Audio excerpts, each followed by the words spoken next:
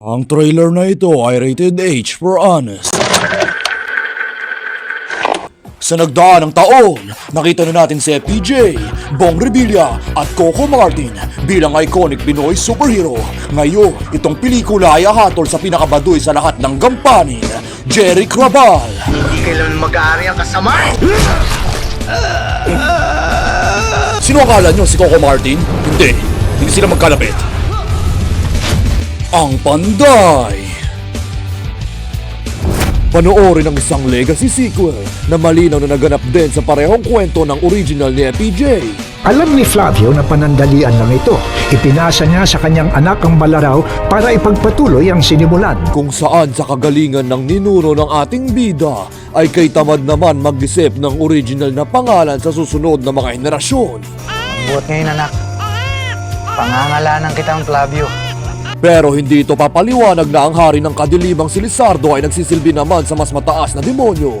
O bakit kaparehong Maria ang pangalan din ng love interest? O bakit ginamit pa rin Lizardo ang parehong strategy na mamuno at sumugod ng ilang dosenang ninja sa desyerto kahit hindi ito effective ng unang beses? Ngunit siya ay wala sa isay!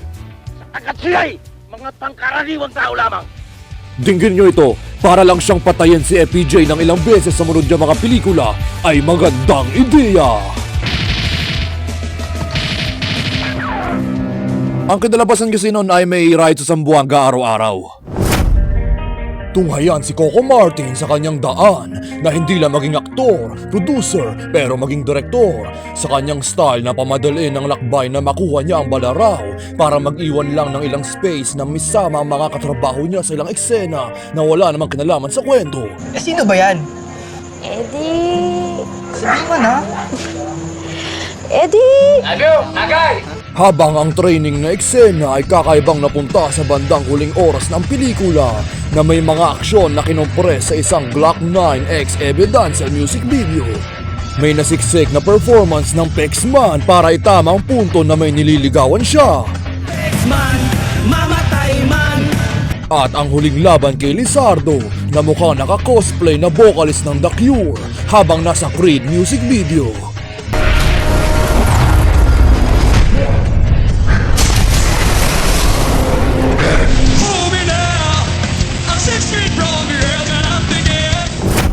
Si Flavio ay matatadhana bilang tagapagligtas dahil lahat ng mga normal na tao ay tumba niya ng sobrang dali, parang wala lang. Mako! O ang mga normal na tao ay hindi man lang nagtangkang depensa ng sarili nila pag inaatake ng aswang. Ako pag mababagsakan ng helicopter, ang pinaka-sensible na gagawin ko ay i-shield yung mukha ko gamit ang kamay ko.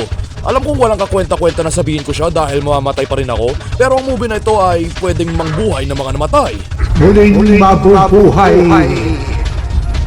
ang Panday.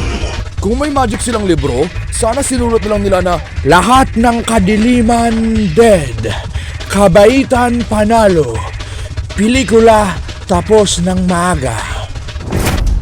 Kaya manood ng pelikula na may masasabi sa pagiging okay lang maging bading, basta makakapagsilbi ka pa rin sa iyong pamilya. O ang kontrobersya ng Tokhang ay na-debunk dahil ginawa lang ito ng mga aswang na nagpo-post bilang itim na organisasyon. Di ba? Natukhang lang yung mga yon? Yun din ang akala ko dati. Pero wag niyo muna sana ipagsasabi na maraming mga aswang ang kumakalat dito sa lugar natin. At may masasabi sa pangingibabaw na kayatnan pag may multiple kang ideologies. Panginoon! O kung sino man demonyo yung nakikinig!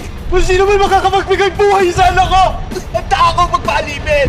Hindi naman mahirap makahanap ng conservative na na-LSS sa pag-ibig ay kanibalismo.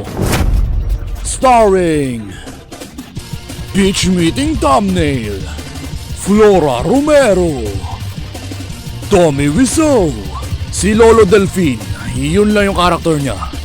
Baba Puet, Reddy Garcia. Hindi siya panday na proyekto kung wala si Junie Gamboa.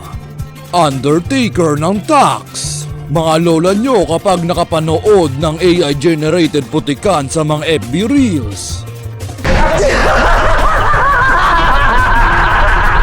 Pag nakakita ka ng Sir tapos na po memes.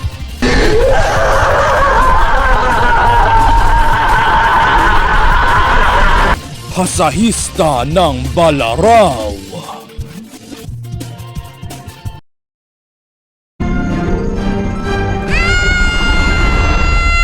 Huli ka!